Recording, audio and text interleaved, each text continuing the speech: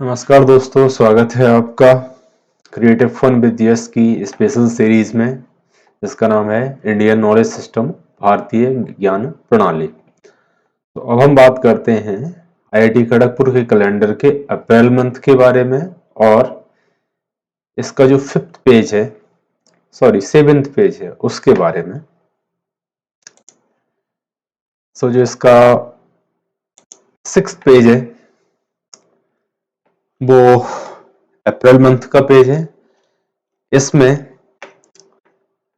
जो भी पॉइंट दिए हुए हैं, non linear flow and changes, इसका मीनिंग है गैर रेखिक प्रवाह और परिवर्तन। आर्य ऋषियों द्वारा महसूस किया गया प्रवाह सिंधु घाटी मोहरों में के साथ समकालिक है। ओके, 5500 से 2000 ईसा पूर्व, मतलब आज से 7,500 से 4000 साल पहले सिंधु घाटी सभ्यता की जो मोहरें हैं और आर्य ऋषियों ने जो भी डिस्क्रिप्शन दिया हुआ है वो दोनों समकालिक हैं। ऋग्वेद 1.164 और संपूर्ण यजुर्वेद में इसका प्रवाह के निर्माण क्रिया चक्रीय परिवर्तन के रूप में उल्लेख है। वे होते हैं ब्रह्मांडीय स्तर पर और व्यक्ति में विकास के रूप में व्यक्त किए जाते हैं। ऋतुओं के प्रवाह का दृष्टांत के चक्रों का एक पुनरावृत्तिगामी और सर्दी, बसंत और शरद ऋतु विभिन्न रूपक हैं। चीनी दास ने कन्फ्यूशियस और लाओ त्जू ने इन दृष्टांतों का भी इस्तेमाल किया है। परिवर्तन की चतुष्कोणीय व्यवस्था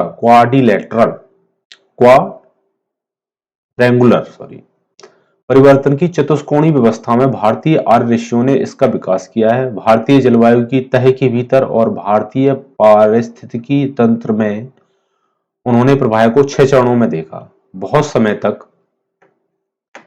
एक अंतर्निहित गतिशीलता के रूप में सदा ऋतुचक्र कहे जाने वाले का दृष्टांत, मतलब उन्होंने बहुत टाइम तक, जो हमारे ऋषि थे, उन्होंने बहुत टाइम तक कल्चर को देखा, प्रकृति को देखा और उसके आधार पे ये सारी चीजों को लिखा।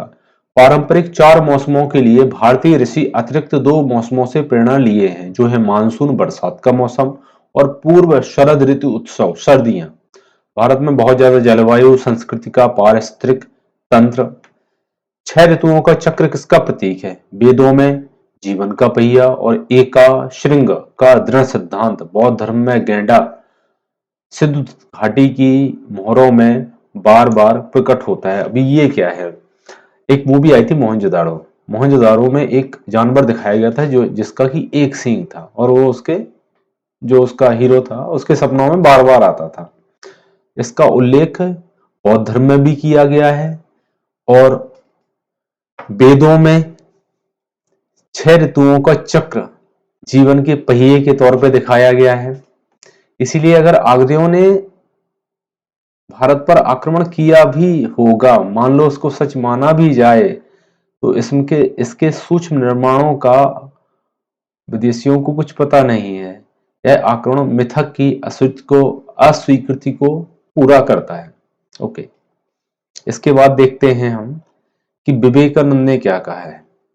विवेकानंद को इंडिया में कौन नहीं जानता और विश्व में कौन नहीं जानता। ओके, सो विवेकानंद ने, अब ये इसका सेकेंड पार्ट है। सेकेंड पार्ट मींस जो फर्स्ट पार्ट कंप्लीट हो गया, जनवरी, फरवरी, मार्च, अप्रैल, देन जून, जुलाई, अगस्त, सितंबर, मई, जून, जुलाई, अगस्त। सो देन इंटरमीडिएट एविडेंसेस, ये इसका 7th पेज है कैलेंडर का। आउट ऑफ 18, टोटल 18 पेज है, ये इसका 7th पेज है। सो मध्यम सबूत में क्या क्या दिए गए हैं, विवेकानंद ने क्या बोला है इसके बारे में।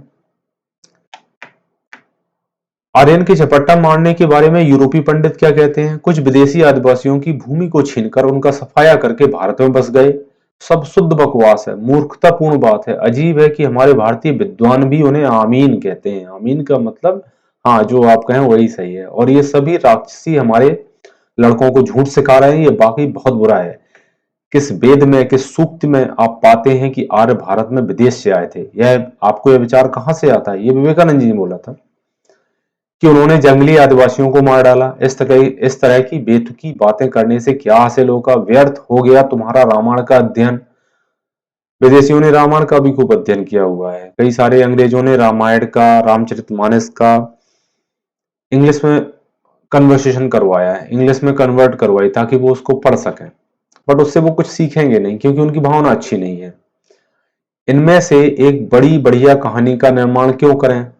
यूरोप के लोगों का उद्देश्य खुद जीने के लिए सभी को नष्ट करना है, यही हमेशा होता रहा है। आर्यों का उद्देश्य सभी को अपने स्तर तक उठाना है, यहां तक कि खुद से उच्च स्तर। यूरोपीय सभ्यता का साधन तलवार है, आर्यों का साधन क्या है? विभिन्न वर्णों में विभाजन। वर्णों में विभाजन का मीनिंग ये नहीं है किसी को छोटा या बड़ा माना जाए। वर्णों में विभाजन ये है, वर्ण विभाजन सभ्यता के लिए पत्थर की पीढ़ी के समान है जो किसी को उसके ज्ञान और चरित्र के आधार पर और ऊंचा उठाता है। मतलब कोई अगर ज्ञानी है तो उसको हम कैसे अलग करेंगे? समान से अलग नहीं करेंगे, उसको समाज में कैसे एक उच्च स्थान देंगे, तो उसके लिए वर्ण विभाजन की व्यवस्था स्टार्ट करी।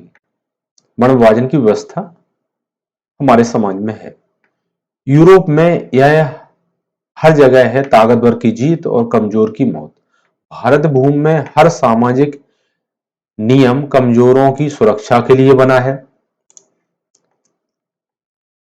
ओके, सो हमारे यहाँ पे जो सारे नियम है वो कमजोरों की सुरक्षा के लिए बने हैं, और ये विवेकानंद ने बोला है, the east and the west, seventh part, progress of civilisation. Okay, तो अब विवेकानंद जी ने बोला है तो कुछ ना कुछ तो इसमें बात होगी। ठीक है, और ऐसे तो उन्होंने सारे वेदों का अध्ययन किया था, सारी बुक्स का अध्ययन किया था, सारे स्क्रिप्चर जो भी हमारे हैं, इंडियन जो भी टेक्स्ट हैं उसका अध्ययन किया था। दूसरी बात, वर्ण व्यवस्था का मतलब ऐसा नहीं है कि कोई निचले स्तर पे आता है, कोई इस स्तर पे आता है। वर्ण व्यवस्था का सिंपल मीनिंग है, जैसे कहीं पर भी हम बोलते हैं कोई असिस्टेंट प्रोफेसर है, एसोसिएट प्रोफेसर है, प्रोफेसर है, देन वो एचओडी हो गया, देन वो डायरेक्टर हो गया। किसके आधार पे? उसके एक्सपीरियंस के आधार पे, कई सारी चीजों के आधार पे। जन्म के आधार पे ये कभी था ही नहीं। मतलब ब्राह्मण का बेटा ब्राह्मण होगा ये तो कभी नहीं था। ठीक है, ये बाद में आया कभी। ठीक है, क्षत्रिय का बेटा क्षत्रिय होगा, इसका बेटा ये होगा। जो कर्म है, कर्म के आधार पर व्याख्या दी गई थी, उसको फिर कई तरीके से फोल्ड कर लिया गया। पता नहीं किसने फोल्ड किया, जो मुगल शासक थे उन्होंने करवाया, अंग्रेजों ने करवाया, हमारे यहाँ पे कई सारे राजा हुए होंगे। इतने हजार साल पुराना इतिहास है, बहुत सारी चीजें यहाँ वहां होती रही हैं, पता नहीं किसने क्या किया होगा।